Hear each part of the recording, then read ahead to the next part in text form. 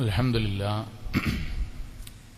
നഹ്മദുഹു വനസ്തഈനുഹു വനുഅ്മിനു ബിഹി വനതവക്കലു അലൈഹി വനഊദു ബില്ലാഹി മിൻ ശുറൂരി അൻഫുസിനാ വമിൻ സയ്യിആതി അഅ്മാലിനാ മൻ യഹ്ദിഹില്ലാഹു ഫലാ മുദില്ല ലഹു വമൻ യുദ്ലിൽ ഫലാ ഹാദിയ ലഹു വനശ്ഹദു അൻ ലാ ഇലാഹ ഇല്ലല്ലാഹു വഹ്ദഹു ലാ ശരീക ലഹു വനശ്ഹദു അന്ന മുഹമ്മദൻ അബ്ദുഹു വറസൂലുഹു അർസലഹു ബിൽ ഹുദാ വദീനിൽ ഹഖ് ലിയുദ്ഹിറഹു അലദ്ദീനി കുല്ലിഹി വലൗ കരിഹൽ മുശ്രികൂൻ.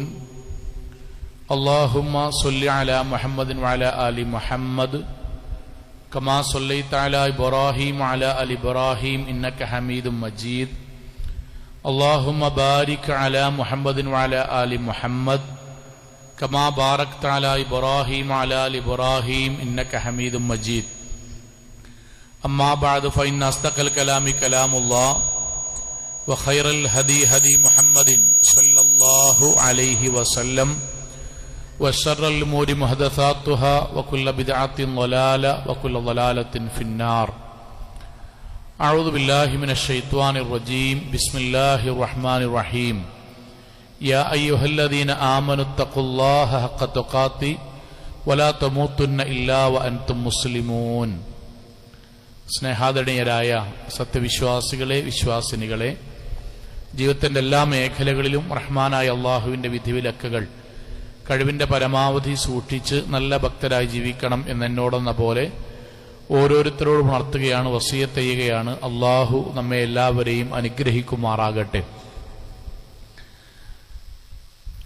നമ്മുടെ ജീവിതത്തിൽ അള്ളാഹുവിന്റെ പക്കൽ നിന്ന് സ്വർഗം ലഭിക്കുന്നതിന് വേണ്ടി സൽക്കർമ്മങ്ങൾ വർദ്ധിപ്പിക്കുന്നതോടൊപ്പം തന്നെ ആ സൽക്കർമ്മങ്ങൾ അള്ളാഹു സ്വീകരിക്കുവാൻ നമ്മളുടെ പെരുമാറ്റങ്ങളിലും സ്വഭാവങ്ങളിലും അള്ളാഹുവിന്റെ ദീൻ ആ മേഖലയിലും നമ്മൾ പാലിക്കേണ്ടതുണ്ട് എന്നതാണ് കഴിഞ്ഞ ഒരു 2 മാസത്തോളമായി നമ്മൾ സംസാരിച്ചു കൊണ്ടിരുന്നത്.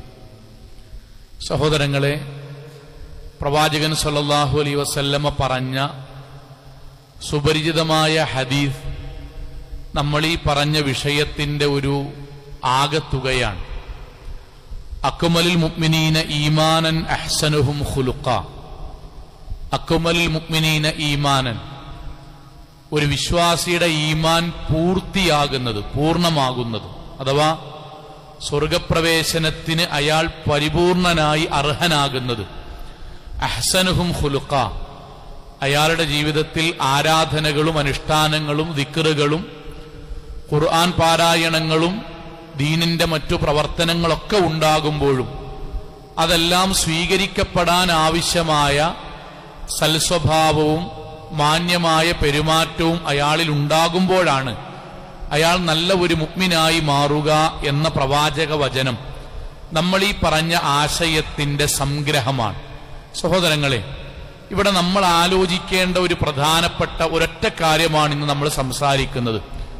നമ്മൾ പറഞ്ഞ ചർച്ച ചെയ്ത അള്ളാഹുവും പ്രവാചകനും പഠിപ്പിച്ച ഒരുപാട് സ്വഭാവ ഗുണങ്ങളുണ്ടല്ലോ, ആ ഗുണങ്ങൾ നമ്മുടെ ജീവിതത്തിൽ നമ്മൾ പാലിച്ചാൽ എന്താണ് ലഭിക്കുക?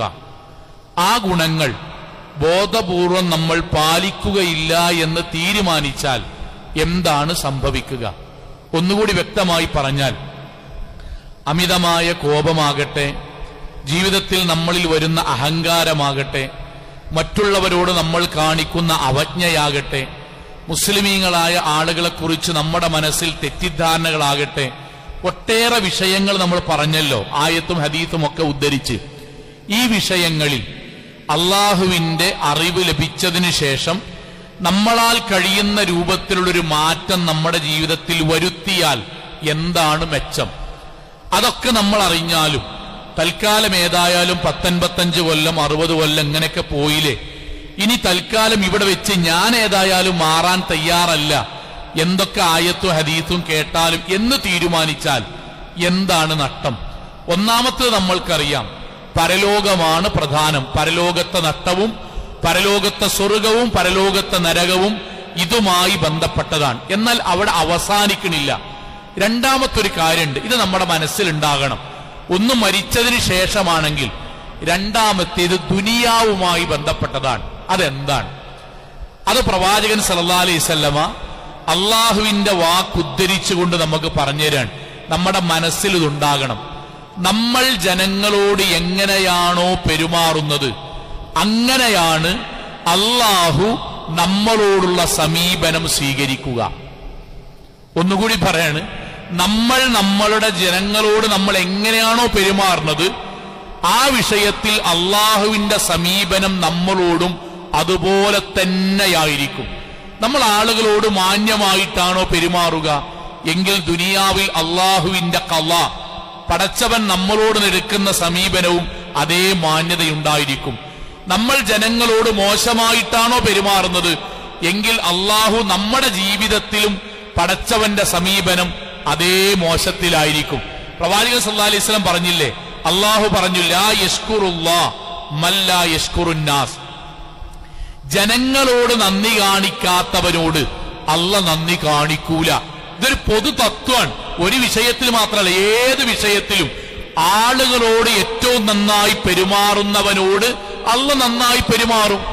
ആളുകളോട് അറിഞ്ഞിട്ടും മനസ്സിലാക്കിയിട്ടും ഞാൻ ഇങ്ങനെയൊക്കെ തന്നെ പോകുള്ളൂ എന്നാണ് തീരുമാനമെങ്കിൽ അയാളുടെ വിധിയിലും പടച്ചോൻ അങ്ങനെ തന്നെയാ വിധിക്കുക. ഇത് നമ്മുടെ മക്കൾക്ക് നമ്മൾ പറഞ്ഞു കൊടുക്കണം, നമ്മുടെ കുടുംബത്തിൽ പറഞ്ഞു കൊടുക്കണം. നമ്മുടെ ജീവിതത്തിൽ ഇത് ഉണ്ടാവുകയും വേണം. സ്വർഗത്തിൽ സ്വല്ല സ്വഭാവമുള്ളവനാണ് സ്വർഗം ലഭിക്കുക എന്നത് മാത്രമല്ല, സ്വർഗത്തിലേക്ക് എത്തുന്നതിന് മുന്നേ ഈ ദുനിയാവിൽ പടച്ചോനോടുള്ള ബന്ധവും നമ്മുടെ സ്വഭാവത്തിന്റെ അടിസ്ഥാനത്തിലായിരിക്കും എന്ന തിരിച്ചറിവ് നമുക്കുണ്ടാകണം. അപ്പൊ നമ്മൾ ആലോചിച്ച് നോക്കും, നമ്മൾ അള്ളാഹിനോട് ഈ ലോകത്ത് ഏറ്റവും കൂടുതൽ പ്രാർത്ഥിക്കണ കാര്യം എന്താണ്? അള്ളാഹുവേ എന്റെ പാപങ്ങൾ പൊറുക്കേണേ. നല്ല സോങ്ങളെ, നമ്മളെല്ലാവരും അള്ളാഹിന്റെ ഏറ്റവും കൂടുതൽ പ്രാർത്ഥിക്കുന്നതാണ് ഇഗ്ഫിർലി യാ അല്ലാഹ്, അള്ളാഹുവേ നീ എന്റെ പാപങ്ങൾ പൊറുക്കണമേ. അസ്തഗ്ഫിറുല്ലാഹ്. ഇപ്പൊ ജുമാക്ക് ശേഷം നമ്മൾ പ്രാർത്ഥിക്കുമ്പോൾ അള്ളാഹിനെ പ്രാർത്ഥിക്കും, പടച്ചോനെ എന്റെ ജീവിതത്തിൽ സംഭവിച്ച അബദ്ധം പൊറുക്കണമേ. നമ്മുടെ ജീവിതത്തിൽ നമ്മൾ ഓരോ നിസ്കാരത്തിന് ശേഷം ഉറങ്ങുമ്പോഴും എഴുന്നേൽക്കുമ്പോഴും നമ്മൾ റമദാൻ വരുമ്പോഴും ഒക്കെ നമ്മുടെ ജീവിതത്തിൽ ഏറ്റവും കൂടുതൽ നമ്മൾ പ്രാർത്ഥിക്കുന്നതൊക്കെ അള്ളാഹുവേ എന്റെ പാപങ്ങൾ പൊറുക്കണമേ എന്ന്. സോളെ, ആ പാപങ്ങൾ പൊറുക്കണമേ എന്ന് അള്ളാഹുണ്ട് തേടുമ്പം നമ്മുടെ മനസ്സിൽ എന്തൊക്കെ ഉണ്ട്? പടച്ചോനെ അറിഞ്ഞു അറിയാതെയും രഹസ്യവും പരസ്യവും, പടച്ചോനെ നാട്ടുകാരെങ്ങാനും അറിഞ്ഞാൽ അപമാനിതനാകുന്ന പാപങ്ങളടക്കം എത്രയോ പാപങ്ങളുണ്ട്. ഞാൻ എന്റെ ജീവിതത്തിൽ ബോധ്യപ്പെട്ടിട്ട് വീണ്ടും ചെയ്ത പാപങ്ങളുണ്ട്, അറിവില്ലാത്ത സമയത്ത് ചെയ്തതുണ്ട്, സാഹചര്യത്തിന് സമ്മർദ്ദം കൊണ്ട് ചെയ്തിട്ടുണ്ട്. ഇതൊക്കെ പടച്ചോനെ പുറത്തു തരണമേന്നല്ലേ സോങ്ങളെ? അള്ളാഹു പുറത്തരൂലേ? ഉറപ്പായിട്ടും പുറത്തരും ഇൻഷാ അല്ലാഹ്. കാരണം അള്ളാഹു ഗഫൂറാണ്, അള്ളാഹു വദൂദാണ്, ഗാഫിറു ദംബാണ്. പടച്ചോനൊക്കെ നമുക്ക് പറഞ്ഞാണ്, ഉജീബു ദഅവത്ത ദാഇ ഇദാ ദഅാനി, നിങ്ങൾ എന്നോട് ദുആ ചെയ്താൽ ഞാൻ ഉത്തരം നൽകും, പുറത്തരും. പക്ഷെ ആ പുറത്തു തരും എന്ന് അള്ളാഹ് പറഞ്ഞപ്പം എന്തെങ്കിലും ഒരു കണ്ടീഷൻ അള്ളാഹ് വെച്ചിട്ടുണ്ടോ? എന്തെങ്കിലും ഒരു കണ്ടീഷൻ വെച്ചിട്ടുണ്ട്. എന്താ കണ്ടീഷൻ എന്നറിയോ? വൽയഅഫു ഫൽയസ്ഫഹു അലാ തുഹിബ്ബൂന അൻ യഗ്ഫിറല്ലാഹു ലക്കും. ഇതാണ് കണ്ടീഷൻ. നമ്മുടെ മുഴുവൻ പാപം അള്ളാഹ് പുറത്തരും ഇൻഷാ അല്ലാഹ്. നമ്മുടെ ജീവിതത്തിൽ 50 കൊല്ലത്തെ പാപം അള്ളാഹ് പൊറുക്കും. നമ്മുടെ ജീവിതത്തിൽ ആവർത്തിച്ച് സംഭവിച്ച അബദ്ധങ്ങൾ അള്ളാഹു ഇൻഷാ അല്ലാഹ് പൊറുക്കും. ഒരു പാപം പോലും ഇല്ലാത്തവനായി പരലോകത്ത് അള്ളാഹ് നമ്മൾ കൊണ്ടുവരും, എന്നിട്ട് സ്വർഗം നൽകും ഇൻഷാ അല്ലാഹ്. പക്ഷെ അതിന് അള്ളാഹ് വെച്ച കണ്ടീഷൻ എന്താ അറിയോ? വൽയഅഫു വൽയസ്ഫഹു അലാ തുഹിബ്ബൂന അൻ യഗ്ഫിറല്ലാഹു ലക്കും. എന്താ ബാക്കെന്ന് അർത്ഥം നടത്തുന്നത്? അള്ളാഹു നിങ്ങൾക്ക് നിങ്ങളുടെ പാപം പൊറുത്തു തരണം എന്ന് നിങ്ങൾ ഇഷ്ടപ്പെടുന്നില്ലേ? അതേ പടച്ചോ ഞങ്ങൾ ഇഷ്ടപ്പെടുന്നു, ഞങ്ങൾ പ്രാർത്ഥിക്കുന്നു. എങ്കിൽ വൽയഅഫു വൽയസ്ഫഹു, നിങ്ങളുടെ ചുറ്റുമുള്ള ആളുകൾക്കും നിങ്ങൾ പൊറുത്തു കൊടുക്കുകയും വിട്ടുവീഴ്ച ചെയ്തു കൊടുക്കുകയും ചെയ്യണം. ഇതാണ് കണ്ടീഷൻ. ഇതാ കണ്ടീഷൻ. നമ്മളോട് പാപങ്ങൾ ചെയ്തവരോട് നമ്മൾ പൊറുക്കുന്നുണ്ടോ? അള്ളാഹ് പൊറുത്തരും. നമ്മളുടെ കൂടെയുള്ളവരോട് നമ്മൾ വിട്ടുവീഴ്ച കാണിക്കുന്നുണ്ടോ? അള്ളാഹ് വിട്ടുവീഴ്ച ചെയ്തരും. നമ്മുടെ കൂടെയുള്ള ആളുകളോട് സാരല്ല, പോട്ടെ, മനുഷ്യന്മാരല്ലേ, അറിയാതെ സംഭവിക്കുക, അല്ലെങ്കിൽ പോട്ടെ, ഓനെ പോലെ ഞാൻ ആകാൻ പാടില്ലല്ലോ എന്നാണ് നമ്മുടെ തീരുമാനം. അതുപോലെ അള്ളാഹ് നമ്മുടെ മുഴുവൻ പാപം ഇൻഷാ അല്ലാഹ് പൊറുത്തരും. അതിനു പകരം ഞാൻ പൊറുക്കൂല, പൊറുക്കുന്നു വിചാരിച്ച് ജീവിക്കണ്ട, ഞാൻ പുറത്തുനിന്നിട്ട് ഈ ഹജ്ജും ഉംറക്കും പോകുന്ന വിചാരിക്കണ്ട, ഞാൻ പുറത്തുനിന്നിട്ട് എന്റെ മയ്യത്ത് കാണണമെന്ന് വിചാരിക്കണ്ട, പൊറുക്കൂല ഞാൻ, സഹിക്കൂല ഞാൻ, വിട്ടുവീഴ്ച ചെയ്യൂല ഞാൻ. അതിനൊരു മൗലവിന്റെ പെരീക്ക് മദ്യം പറയാൻ വേണ്ടി വരണ്ട, അതിനേക്കാളും വലിയ മൗലവിമാരായത്തതീശം ഞാൻ കേട്ടുകണ് എന്നാണ് നമ്മുടെ നിലപാട്. ആർക്കാ നഷ്ടം? ആർക്കാ നഷ്ടം? ഇങ്ങനെ പറയുന്നവന് ഈ നാട്ടിൽ വല്ല അവാർഡും കൊടുക്കണ്ടോ? ആർക്കാ നഷ്ടം? അള്ളാഹ് പറഞ്ഞു നിനക്ക് മാത്രം നഷ്ടം. നമുക്ക് മാത്രം നഷ്ടം. നമ്മൾ അങ്ങനെ പറയുന്നുണ്ടോ? നമ്മുടെ പാപങ്ങൾ അല്ലാഹു പൊറുക്കൂല. ഇത്രയേ ഉള്ളൂ. ജനങ്ങളുമായിട്ട് നിങ്ങൾ പാപം പൊറുത്തുന്നില്ലെങ്കിൽ, ജനങ്ങൾക്ക് വിട്ടുവീഴ്ച നമ്മൾ ചെയ്യണില്ലെങ്കിൽ, പടച്ചോനോട് നമ്മൾ അസ്തഗ്ഫിറുല്ലാഹ് എന്ന് തേടുന്നതിൽ അർത്ഥമില്ല. ഇതാണ് സ്വഭാവവും സ്വർഗവും തമ്മിൽ ബന്ധം. ഇതാണ് സ്വഭാവവും പടച്ചോനും തമ്മിലുള്ള ബന്ധം. നമ്മൾക്ക് നരകത്തിൽ പോകുന്നു മാത്രമല്ല, ദുനിയാവിൽ നമ്മുടെ ജീവിതത്തിലെ ഒരു പാപവും പടച്ചോൻ പൊറുക്കാതെ ബാക്കിയാകും. അതുകൊണ്ടാണ് മരിക്കുന്നതിന്റെ തൊട്ടു മുമ്പ് അഷ്റഫുൽ ഖൽഖ് മുഹമ്മദ് മുസ്തഫ സല്ലല്ലാഹു അലൈഹി വസല്ലം വന്നിട്ട് ജനങ്ങളോട് പറഞ്ഞു, ജനങ്ങളെ, ഞാനിതാ എന്നോട് ചെയ്തിട്ടുണ്ട് എന്ന് തോന്നുന്ന എല്ലാത്തിനും നിങ്ങൾക്ക് വിട്ടുവീഴ്ച ചെയ്ത് എന്നിരിക്കുന്നു, എനിക്കും നിങ്ങൾ പുറത്തു തരണം. സഹാബാക്കൾ ഈ ആയത്ത് കേട്ടിട്ട് കിലോമീറ്ററുകളും മൈലുകളും സന്ദർശിച്ച് തെറ്റിയിട്ടുണ്ടോ, അല്ലെങ്കിൽ ഞാൻ പുറത്തെടുത്തിട്ടില്ലേ, അയാളെ മനസ്സിൽ ഇപ്പോഴും എന്നെ പറ്റി അബദ്ധധാരണ ഉണ്ടോ, ഞാൻ അയാൾക്ക് വിട്ടുവീഴ്ച ചെയ്ത് കൊടുത്തിട്ടില്ല എന്ന് 1-2 ആൾക്കാരോട് പറഞ്ഞിട്ടുണ്ടല്ലോ, അവരെ പോയി കണ്ട് കൈകൾ കൊടുത്ത് ഞാൻ പുറത്തു നിൽക്കണിട്ടോ, ഞാൻ പൊറുക്കാത്തിന്റെ പേരിൽ എന്റെ പാപം പരലോകത്ത് ഉണ്ടാകരുതിട്ടോ എന്ന് പറഞ്ഞ സഹാബാക്കളുടെ ചരിത്രം കാണാം. സഹോദരങ്ങളെ, നമ്മൾ എവിടെയാ നിൽക്കണ്? ഞാൻ പറഞ്ഞ ഞാനും നിങ്ങൾ എവിടെയാ നിൽക്കണ അറിയോ? നമ്മൾ അല്ലാണ്ട് പ്രാർത്ഥിക്കുന്നത് റബ്ബി ഗഫർലി, നമ്മൾ പ്രാർത്ഥിക്കുന്ന അർത്ഥം അറിയണം. വലി വാലിദയ്യ വ ജമീഉൽ മുഅ്മിനീൻ, പടച്ചോനെ ഇന്റെ പാപം, നമ്മുടെ പാപം ഏതൊക്കെ? 10 പാപം എന്നാണ് സഹോദരങ്ങളെ? 10 പാപം എന്നാണോ? 100 പാപം എന്നാണോ? അല്ല സഹോദരങ്ങളെ, പടച്ചോനെ അന്തം വന്ന അന്ന് മുതൽ ഈ കണ്ണോണ്ട് കണ്ട മുഴുവൻ പാപവും, ബോധമുണ്ടായത് മുതൽ ഞാൻ ഈ ചെവിയിലൂടെ കേട്ടതിൽ വെച്ച പാപം, എന്റെ ലൈംഗികാവയവം കൊണ്ട് ഞാൻ ചെയ്ത തെറ്റുകൾ, എന്റെ ശരീരം കൊണ്ട് ഞാൻ ചെയ്ത തെറ്റുകൾ, എന്റെ നാവ് കൊണ്ട് ഞാൻ വന്നിട്ടുള്ള എന്തൊക്കെ തെറ്റുണ്ടോ അത് മുഴുവനും. 1 കൊല്ലത്തതാണോ, ഒരാഴ്ചത്തതാണോ? അല്ല. പടച്ചോനെ, എനിക്ക് ഏത് പ്രായം മുതലാണോ വിചാരണ, അന്ന് മുതൽ ഇത്രയും വരെയുള്ള 50, 20, 30 കൊല്ലം അയി തന്നെ ആവർത്തിച്ച് പറഞ്ഞത്, റമളാനിൽ തൗബ ചെയ്തിട്ട് വീണ്ടും വന്നത്, ഇനി ചെയ്യൂലാൻ തീരുമാനിച്ചിട്ട് വീണ്ടും ആവർത്തിച്ചത്, വൻപാപങ്ങൾ, ചെറുപാപങ്ങൾ, ആവർത്തിക്കപ്പെടുന്ന പാപങ്ങൾ, ഇതൊക്കെ അയിലോ എന്റേത് കഴിഞ്ഞില്ല. വലി വാലിദയ്യ, പടച്ചോനെന്റെ വാപ്പിമ്മി ഖബറിൽ കിടക്കാൻ അവരുടെ പാപം, ഇന്റെ മക്കളെ പാപം, ഇന്റെ അമ്മാന്റെ പാപം, ഇന്റെ ഭാര്യന്റെ എന്റെ ഇക്കാക്കാന്റെ പാപം, ഇതൊക്കെ അല്ലാഹ് നീ പുറത്തു തരയണമേ. അല്ലാഹ് എന്താ പറഞ്ഞത്? അള്ളാന്റെ വാക്കെന്താ? ഞാൻ പുറത്തു തരുവടാ, ഞാൻ പുറത്തു തരും, ഒരു സംശയവും വേണ്ട. ഞാൻ നിന്റെ പാപവും പൊറുക്കും, പശ്ചാത്താപം സ്വീകരിക്കും. ഖൽബുൻ സലീമായി പൂർണ്ണ ഹൃദയമുള്ള, ശുദ്ധ ഹൃദയമുള്ള ആളായി സ്വർഗത്ത് പ്രവേശിപ്പിക്കും. ഒറ്റ കാര്യം, നീ എന്നോട് പൊറുക്കാൻ പറഞ്ഞത് 50 കൊല്ലത്തെ, 20 കൊല്ലത്തെ, 30 കൊല്ലത്തെ ആയിരക്കണക്കിന് പാപാണ്. സലാം പറയാത്ത, കല്യാണത്തിന് ക്ഷണിക്കാത്ത, മഹല്ലിൽ ഒരുമിച്ച് നിയമിച്ചിട്ട് ഒരു സ്വപ്പിൽ നിൽക്കാത്ത, ക്ഷണിച്ചാ പോകാത്ത, അകന്ന് ജീവിക്കണ നിങ്ങൾക്കിടയിൽ 50 തെറ്റ് സംഭവിച്ചിട്ടില്ലല്ലോ? ഇല്ല. 20 സംഭവിച്ചിട്ടില്ലല്ലോ, 10 സംഭവിച്ചിട്ടല്ലേ ഉള്ളൂ. ആ 10 പുറത്തു കൊടുത്താൽ നിന്റെ 10 കൊല്ലത്തേത് ഞാൻ പുറത്തു തരും. ഇതാണ് പടച്ചോൻ വെച്ച കണ്ടീഷൻ. അതിന് റെഡിയല്ലേ? ആർക്കാ നട്ടം? ബുദ്ധിയുള്ള ഒരു ഈമാനുള്ള ഒരാളാണ് ചെയ്യുന്നത്. ആർക്കാ നട്ടം? നമ്മളെ വാപ്പാക്കൊരു നട്ടമുണ്ടോ? നമ്മളിങ്ങനെ പൊറുക്കണ്ടടാ എന്ന് പറഞ്ഞ ചങ്ങായിമാർക്ക് നട്ടുണ്ടോ? നമ്മക്ക് മാത്രം. അല്ലാഹ് പൊറുക്കും എന്ന് പറഞ്ഞു. പൊറുക്കാനായി ലബ്ബൈക യാ അബ്ദി, നീ എന്നോട് തേടിക്കോളൂ, ഞാൻ പൊറുക്കാൻ റെഡിയാണ് അല്ലാഹ് പറഞ്ഞ് കാത്തിക്ക. പക്ഷെ നമ്മൾക്ക് വേണ്ടാന്ന് നമ്മളാണ് തീരുമാനിക്കുക. കിബിറുണ്ട്, നമ്മുടെ ഈഗോ കൊണ്ട് നമ്മൾ പറയാം അങ്ങനെ പൊറുക്കണ്ട. ഓരോട് മിണ്ടിയിട്ട് കിട്ടണ സ്വർഗൻക്ക് വേണ്ട, ഓളോട് തെറ്റിയിട്ട് നരകം കിട്ടണ ഈ തൽക്കാലത്തെ നരകം ഞാൻ സഹിച്ചോണ്ട് ആ കേസ് ഞാൻ വിട്ടതാ, ബാക്കിയൊക്കെ നിങ്ങൾ പറഞ്ഞോളി, ആ കേസുമായിട്ട് നിങ്ങൾ എന്റെ വളപ്പക്ക് ചവിട്ടണ്ട. പടച്ചോൻ റെഡി ആയിരിക്കുക. നമ്മൾ പറയാം വേണ്ട. ആരതാ നമ്മളെ പ്രശ്നം? ആരതാ പ്രശ്നം? നമ്മളതാ പ്രശ്നം. നമ്മളാ മാറണ്ട. അതുകൊണ്ടാണ് റസൂൽ സല്ലല്ലാഹു അലൈഹി വസല്ലം നരകത്തിൽ പോകും എന്ന് ഉറപ്പുള്ള ആളെ നിങ്ങൾക്ക് കാണിച്ചു തരണോ? സഹാബാക്കൾ വെച്ചു. അങ്ങനെയുണ്ട് നബി പറഞ്ഞ വ്യക്തിനെ ചൂണ്ടിക്കാണിച്ചിട്ടല്ല. കീപ്പറായിട്ട് നടക്കുക, പൊറുക്കൂലടാ, സൈക്കൂലടാ, അനങ്ങൂലടാ, ഇങ്ങോട്ട് കയറണ്ടടാ, കീപ്പറായിട്ട് നടക്കുക. ഇങ്ങോട്ടോ സംസാരം കൊണ്ടും പെരുമാറ്റം കൊണ്ടും ബാക്കിയുള്ളവർക്ക് ഇടങ്ങേറുണ്ടാക്കുക. സഹോദരങ്ങളെ, പെടരുത്, നമ്മളിൽ പെടരുത്. വീണ്ടും ഇതൊക്കെ ഇത്രയും 2 മാസത്തോളം ഞാനും നമ്മളും ഒരുമിച്ച് ഖുത്ബ ഇസ്ലാമിന്റെ ദീൻ കേൾക്കണമെന്നുകൊണ്ടറിയോ? അത് നമ്മുടെ ദുനിയാവും പരലോകം രക്ഷപ്പെടാനാണ്. നമ്മുടെ പാപം പൊറുത്തിട്ടില്ലെങ്കിൽ കുറ്റവാളിയായിട്ട് പരലോകത്ത് വരും. നമ്മൾ പൊറുക്കപ്പെടാത്ത എത്ര എണ്ണം ഉണ്ടോ അത്ര എണ്ണം നമ്മൾ അള്ള പൊറുക്കൂല.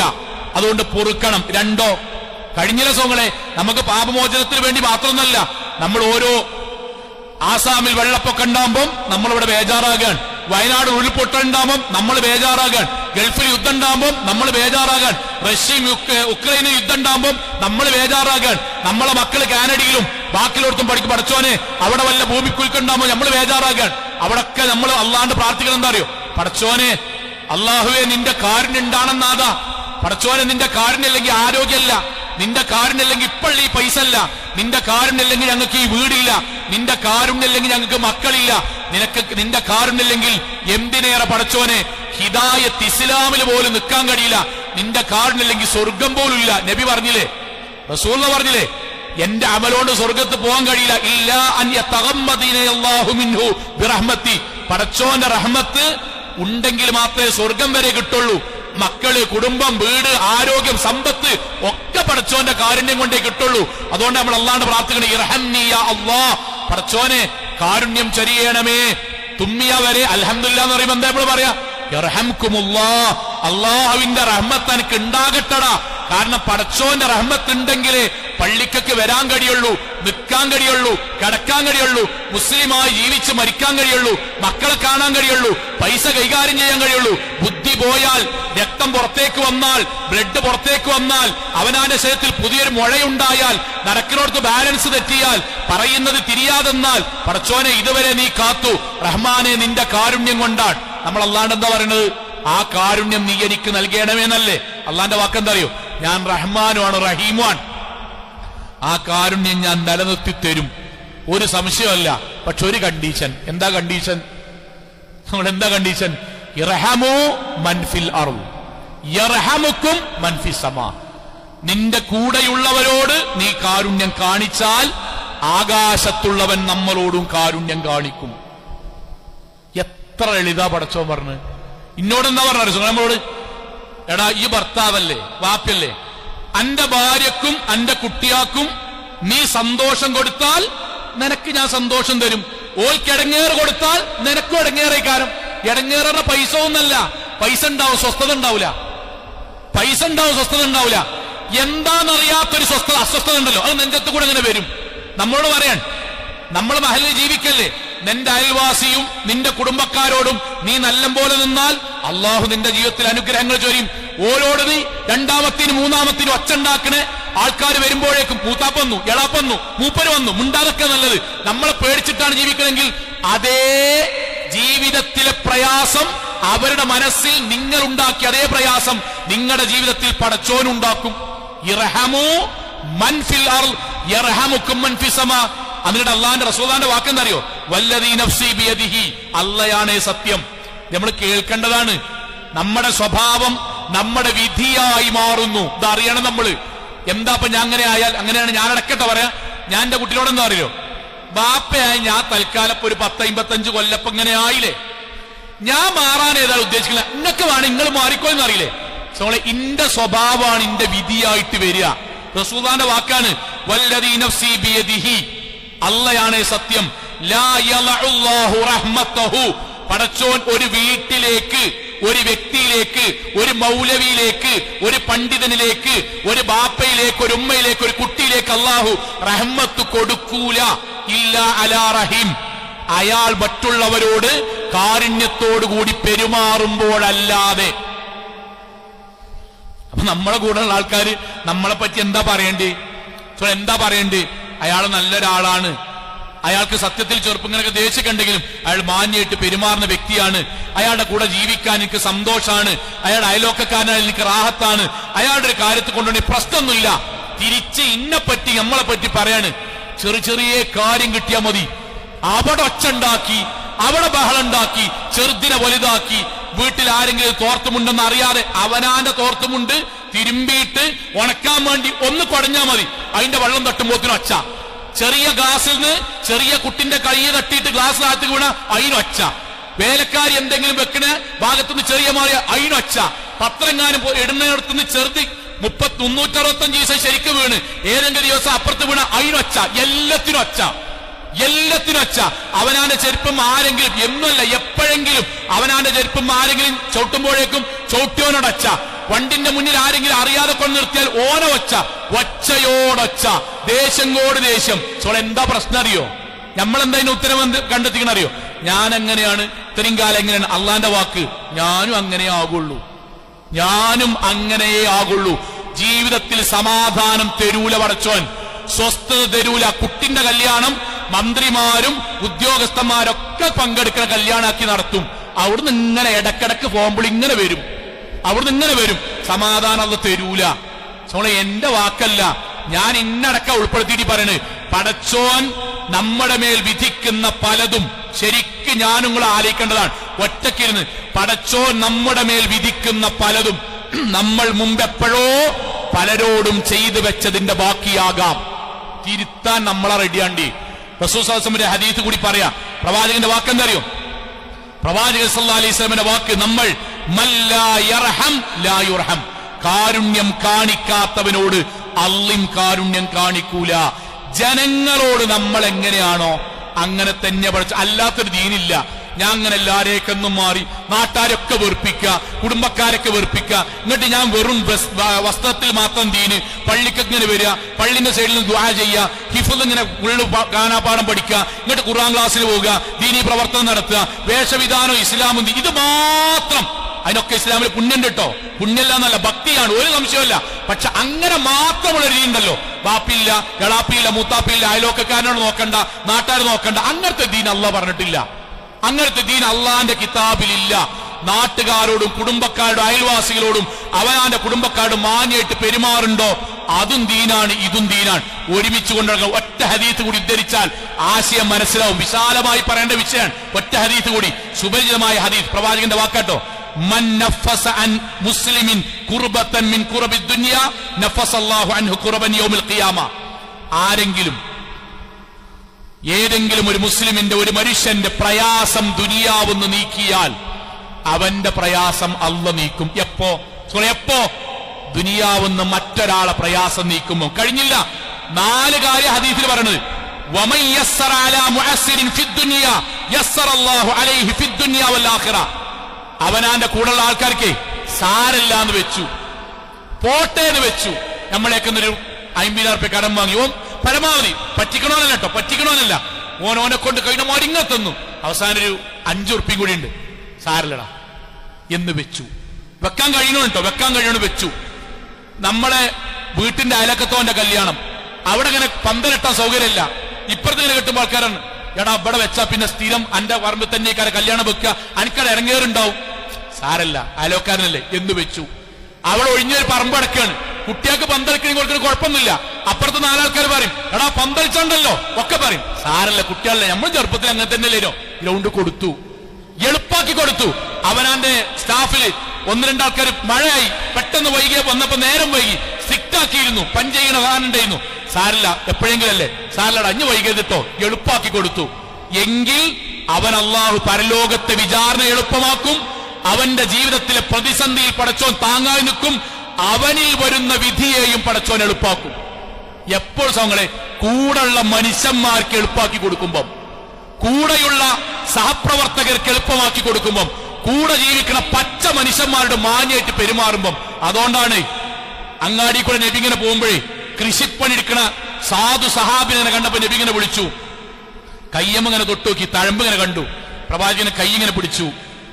ചളിയോടുകൂടി നിൽക്കുന്ന സഹാബിനെ നബി ഇങ്ങനെ ചേർത്തിട്ട് പറഞ്ഞു, അള്ളാഹിനോട് എനിക്കും വേണ്ടി പ്രാർത്ഥിക്കണം കേട്ടോ. നബിന്റെ വാക്കാണ്, അള്ളാഹിനോട് എനിക്കും വേണ്ടി പ്രാർത്ഥിക്കണം കേട്ടോ. അപ്പൊ അദ്ദേഹം ചോദിച്ചു, നബിയെ നിങ്ങളോട് ഞാനല്ല അങ്ങോട്ട് പറയേണ്ടത്. അല്ല, അധ്വാനിക്കുന്ന കൈകളിൽ തഴമ്പുള്ളവന്റെ പ്രാർത്ഥനയ്ക്ക് അള്ളാഹു പെട്ടെന്ന് ഉത്തരം നൽകുമെന്ന് പറഞ്ഞിട്ടുണ്ട്. മുഹമ്മദ് നബിക്ക് വേണ്ടി നിങ്ങൾ പ്രാർത്ഥിക്കണം കേട്ടോ. വീടിന്റെ മുറ്റത്ത് കളിച്ചുകൊണ്ടിരിക്കുന്ന കുട്ടിന്റെ അടുത്ത് റസൂൽ സല്ലല്ലാഹു അലൈഹി വസല്ലം നിന്നിട്ട് കളി കണ്ട് നബിയെ കണ്ട പോടിയെന്നപ്പം കുട്ടിയെ പിടിച്ച് ഉമ്മ വെച്ചിട്ട് നബി പറഞ്ഞു, നബിക്ക് വേണ്ടി കുട്ടി പ്രാർത്ഥിക്കൂലേ? നബിയെ നിങ്ങൾക്ക് വേണ്ടി ഞാൻ എന്താ പ്രാർത്ഥിക്കണ്ടേ? സ്വർഗം കിട്ടാൻ വേണ്ടി പ്രാർത്ഥിക്കണം. എന്തിനാ നബി അങ്ങനെ പറഞ്ഞത്? കുട്ടികൾ പാപം ചെയ്യാത്തവരാണ്, നിങ്ങൾ ശുദ്ധപ്രകൃതക്കാരാണ്, നിങ്ങളുടെ പ്രാർത്ഥന അള്ളാഹു പെട്ടെന്ന് സ്വീകരിക്കും. നബിന്റെ കുട്ടി നബിക്ക് വേണ്ടി പ്രാർത്ഥിക്കണം കേട്ടോ. റസൂൽ സല്ലല്ലാഹു അലൈഹി വസല്ലം പഠിപ്പിക്കാണ് മനുഷ്യന്മാരെങ്ങനെ പെരുമാറുന്നത്. മനുഷ്യന്മാരെങ്ങനെ പെരുമാറുന്നത്. ഒരു മനുഷ്യൻ, ഒരു സഹാബി സ്വന്തം കഴുതയെ അടിക്കണ കണ്ടപ്പം സ്വന്തം കുട്ടിയോട് മോശമായി പെരുമാറണ്ടപ്പം റസൂൽ സല്ലല്ലാഹു അലൈഹി വസല്ലം വാക്കെന്തറിയോ? അന്റെ കുട്ടിയായതുകൊണ്ടേക്കാരല്ല എങ്ങനെ ചെയ്യണത്, അന്റെ കഴുതയായതുകൊണ്ടേക്കാരല്ല എങ്ങനെ ചെയ്യണത്, എങ്കിൽ നീ അതിന്റെ യജമാനൻ എന്നുള്ള നിലയിലല്ലേ കാണിക്കണത്. നിനക്കൊരു യജമാനുണ്ടാവട്ടോ, ഇതേപോലെ ചെയ്യട്ടോ. ഇതേപോലെ കഴുതന്റെ പുറത്തെ ഇരുമ്പ് പഴുപ്പിച്ചിട്ട് ഇങ്ങനെ അടയാളം വെച്ചപ്പോ നബി പറഞ്ഞ വാക്കാണ്, പ്രവാചകന്റെ വാക്കല്ല.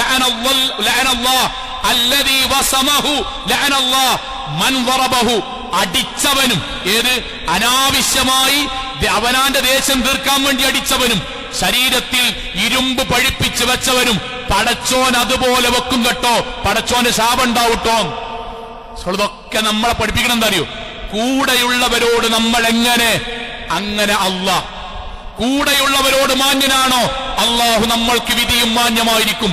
കൂടെയുള്ളവരെ വെറുപ്പിക്കുന്നതാണോ, എന്ത് കാരണം ഉണ്ടായിക്കോട്ടെ, അള്ളാഹു നമ്മുടെ ജീവിതം വെറുപ്പിച്ച് കയ്യിൽ തരും. അത് പടച്ചോന്റെ പ്രഖ്യാപനാണ്. ആളുകളെ സഹായിക്കുന്നതിന് നബിന്റെ വാക്കെന്താ അറിയോ? ഇതേ വാക്ക് അള്ളാഹ് പറഞ്ഞത്, വല്ലാഹു പടച്ചോൻ ഫീ ഔനിൽ അബ്ദി, ഒരാളെ സഹായിച്ചു കൊണ്ടിരിക്കും. നമ്മളെ സഹായിക്കും എപ്പോ? മാ കാനൽ അബ്ദു ഫീ ഔനി അഖീ, നമ്മൾ മറ്റൊരാളെ സഹായിക്കുമ്പോൾ.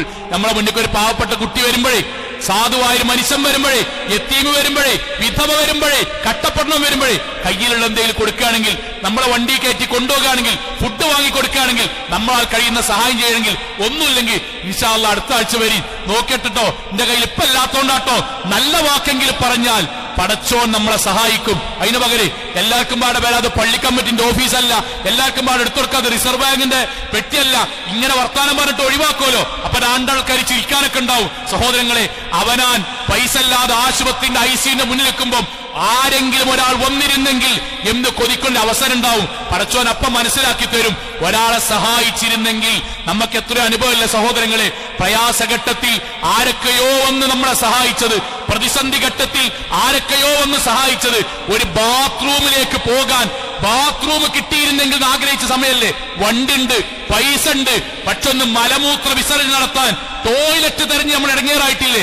ആ സമയത്തൊക്കെ ചിലപ്പോൾ നമ്മൾ പോലും വിചാരിക്കാത്ത രൂപത്തിൽ സഹായം കിട്ടുന്നത് പള്ളിക്കെന്നിറങ്ങുമ്പോൾ കൊടുത്ത സ്വതക്കൊണ്ടേക്കാരം, പാവപ്പെട്ട ഒരു മനുഷ്യന് കൊടുത്ത ദാനം കൊണ്ടേക്കാരം, ഏതെങ്കിലും ഒരാൾക്ക് വേണ്ടി നമ്മൾ നടത്തിയ ദുആ കൊണ്ടേക്കാരം. സഹോദരൻ, അതുകൊണ്ട് മനുഷ്യരെ സ്നേഹിക്കുക, കൂടെയുള്ളവരോട് മാന്യമായി പെരുമാറുക, എല്ലാവരോടും നമ്മളാൽ കഴിയുന്ന രൂപത്തിൽ ഇഷ്ടത്തിലും സ്നേഹത്തിലും പെരുമാറുമ്പോൾ അള്ളാഹുവിന്റെ വിധിയും അങ്ങനെ ഉണ്ടാകും. അള്ളാഹു അനുഗ്രഹിക്കുമാറാകട്ടെ.